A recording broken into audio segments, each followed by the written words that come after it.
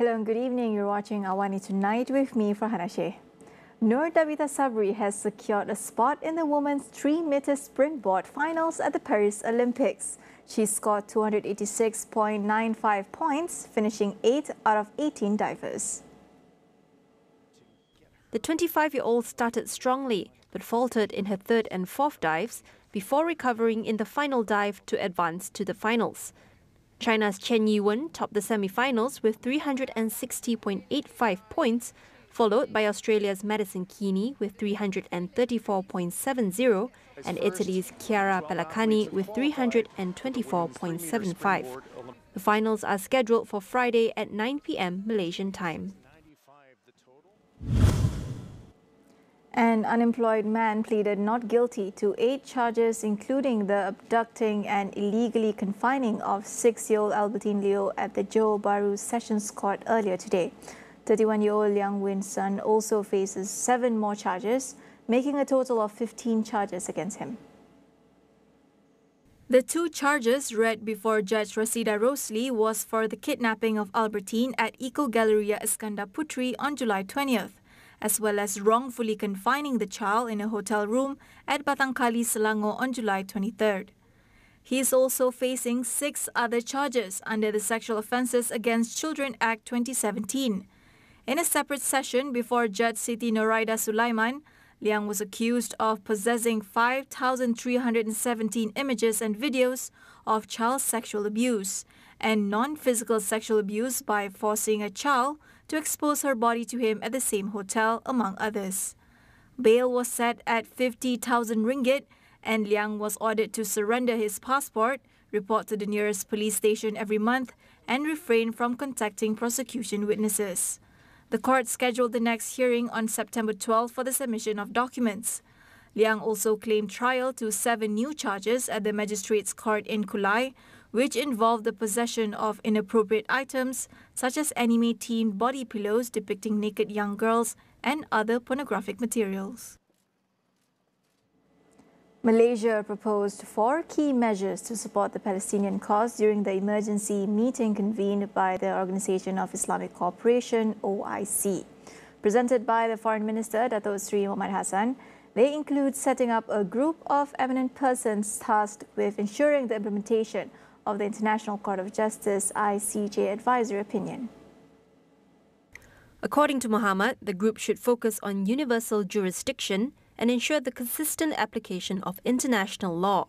Malaysia also called for the reinstatement of the United Nations Special Committee Against Apartheid to halt the illegal occupation of Palestinian territories by Israel. Another proposal is for the OIC, along with like-minded countries, to request a resumed session of the 10th Emergency Special Session of the United Nations General Assembly on the issue of Palestine. Muhammad said, lastly, unwavering support and assistance should be given in the rebuilding of the Palestinian economy and livelihood post-conflict. The OIC's emergency meeting in Jeddah, Saudi Arabia, held on the request of Iran and Pakistan, discussed the ongoing settlement crimes against Palestinians following the death of top Hamas leader Ismail Haniyeh.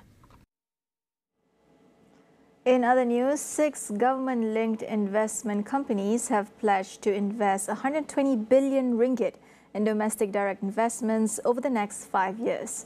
The Finance Ministry said the investments will be directed primarily towards high-growth, high-value industries such as energy transition and advanced manufacturing, especially in semiconductors.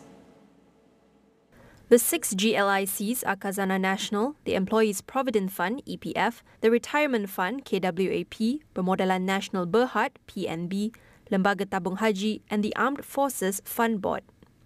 The ministry said the pledged amount is on top of the 440 billion ringgit in public market investments under the GILC's Steady State Investment Programme. The pledge was made under the first phase of MOF's Gear Up program, which aims to synergize efforts across government-linked entities to catalyze growth in key economic sectors. This Gear Up fund will also be allocated for the modernization agenda of existing industries such as palm oil and Islamic finance. Malaysia's move to license social media platforms has gained the attention of several countries expressing interest in doing the same. Communications Minister Fahmi Fazal says the UK Communications Regulatory Body, Ofcom, was among those which contacted Malaysian Communications and Multimedia Commission (MCMC) to find out more about the initiative. Sebab rata-rata banyak kerajaan di seluruh dunia merasakan bahawa syarikat-syarikat teknologi yang besar ni, big tech, mereka tidak boleh lagi melakukan sesuka hati. Mengumpulkan kekayaan, mengaut keuntungan, tidak mendengar cakap, tidak mengikut peraturan, tidak mengindahkan undang-undang. Those days will soon be over. Kalau syarikat-syarikat besar gergasi ini ingin mengaut keuntungan, memperoleh pendapatan dari Malaysia, mereka wajib patuh kepada undang-undang negara kita. The MCMC earlier announced that social media and online messaging platforms with at least 8 million registered users in the country must apply for a license under the Communications and Multimedia Act 1998. This measure will be enforced on January 1st next year, with those without a valid license at risk of fines and jail time.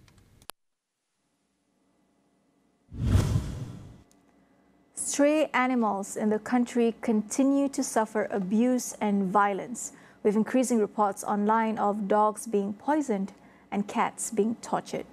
How can we better protect these vulnerable creatures? Dr. Sheila Ramalingam from the University of Malaya notes that while Malaysia has adequate laws to safeguard strays, the real challenge lies in their enforcement. As an example, those found guilty for poisoning animals under Section 31 of the Animal Welfare Act 2015 are liable to a fine between 20,000 ringgit to 100,000 ringgit, or prison not more than 3 years or both. The problem with this is the proof, because in order to prosecute somebody in court, then you need the evidence or the proof to say that this is the perpetrator who administered the poison leading to the death of all these strays. So evidence can be in various ways. For example, if you have CCTV, that's the best, because then the CCTV will show that this is the perpetrator. But as you know, in Malaysia, not all areas are covered by CCTV. So then the next best thing would be witness evidence. People who witness this perpetrator doing this offense. And so that is why I say enforcement officers have a real problem in bringing these kind of cases to court, because if the witnesses are not coming forward, if they know who the perpetrator are, for example, but for whatever reason they don't want to speak out, they don't want to get involved, it's not my problem, then there's no evidence to bring all these people in court and bring the perpetrators to justice. Dr. Sheila stressed the importance of individuals and communities to educate themselves and the future generation to care for other living creatures. So we want to be a bit more proactive in dealing with this issue, which is that we should be preventing it rather than trying to catch the perpetrator, because then the offense is already committed. So when we talk about prevention, really what we're talking about is education. And I think this education should come at a very young age. And so at kindergarten level or even before, we should be really teaching the younger generation to appreciate life in all forms. Even if the government or the local council or whoever decide that the best way to control the population, because there's an overpopulation, is to euthanize these stray animals, then that's fine. I mean, I'm not saying that we should be doing it, but if that is the based on research and data, if that is the consensus that we should be euthanizing, then what I'm saying is we should do it in a way that causes the least amount of pain and suffering to these stray animals. So shooting, poisoning is not the way. Yeah? We should really be anesthetizing and then putting them to sleep peacefully, because they are actually a living being. They are capable of feeling pain. They are capable of suffering. We will go for a quick break. Don't go anywhere.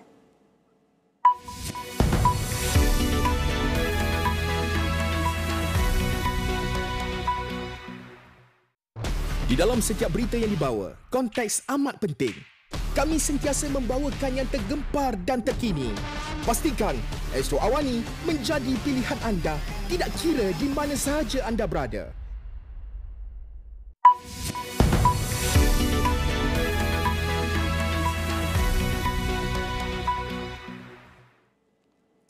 Welcome back.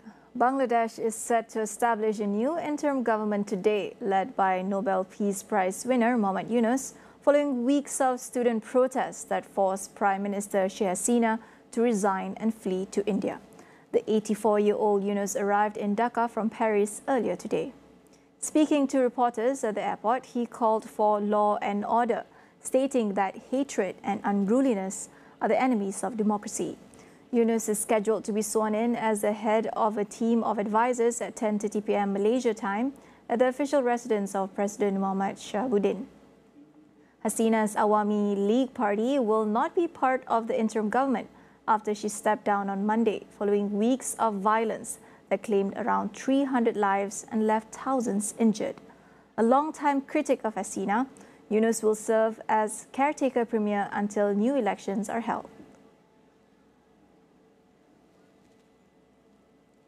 Meanwhile, thousands of anti-racism protesters took to the streets in the UK to oppose days of far-right violence in the country. Britain has experienced a series of riots following the killing of 3 young girls in a knife attack in Southport on July 29th. Since then, nightly riots have erupted across towns and cities, targeting mosques and migrant communities. Far-right groups opposed to immigration planned dozens of gatherings across the UK on Wednesday. In response, thousands of police and anti-racism protesters gathered in cities carrying banners with slogans such as "Refugees Welcome" and "No to Hate." London police stated that a show of unity by local communities prevented a repeat of the widespread rioting. On Thursday morning, police continued to conduct raids and arrest violent offenders, including many with criminal backgrounds. Over 400 people have been arrested across the country since the start of the riots. 3 Taylor Swift concerts from her Eras tour in Vienna, Austria have been cancelled following a security threat. Government officials confirmed a planned terrorist attack targeting the Ernst Happel Stadium, where the shows were set to take place. The concerts, scheduled from Thursday to Saturday, were expected to draw around 65,000 attendees each night, with up to 15,000 more outside the stadium without tickets. On Wednesday, 2 people were arrested on suspicion of planning attacks on large events in the area around the Austrian capital.